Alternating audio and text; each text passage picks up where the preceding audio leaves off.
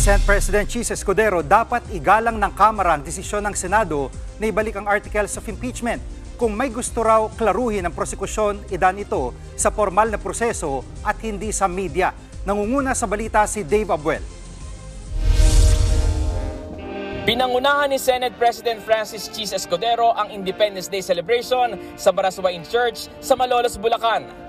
Dito rin nagbigay ng pahayag si Escudero sa naging desisyon ng Kamara na hindi mo natanggapin ang ibinalik ng Senado na articles of impeachment laban kay VP Sara Duterte. Hindi tulad ng Kamara na panayang pintas sa Senado, hindi ko galing pintasan ang kanilang ginagawa. Hindi ko nais komentaryuhan yan dahil una, balita lang yan. Hindi ko alam kung totoo dahil wala pa naman kaming tatanggap.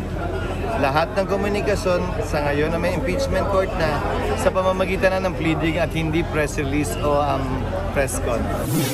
Ayon sa House prosecutors, magpapadala sila ng motion for clarification sa Senado na tumatay yung impeachment court para linawin kung bakit ibinalik ang articles of impeachment. Pwede nilang sabihin kung anong nais nilang sabihin pero wala kaming tinago at wala kaming kinubli. Kaya ngayon ang sinasabi ko din, di ba? Balikan natin.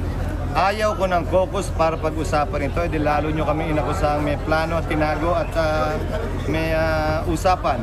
Nais kong gawin lahat sa plenaryo para makita at mapanood nyo. At kayo na yung humusga. Una nang sinabi ni House Speaker Martin Romualdez na lubang nakakabahala ang aksyon ng Senado. Pero may buwelta si Escudero. Yan ang pasya ng impeachment court bilang mga taga-usig. Dapat nilang galangin at sundin yun. Papareho din sa parte ni VP Sara, dapat galangin at sundin din niya yung summons na iniso ng impeachment court.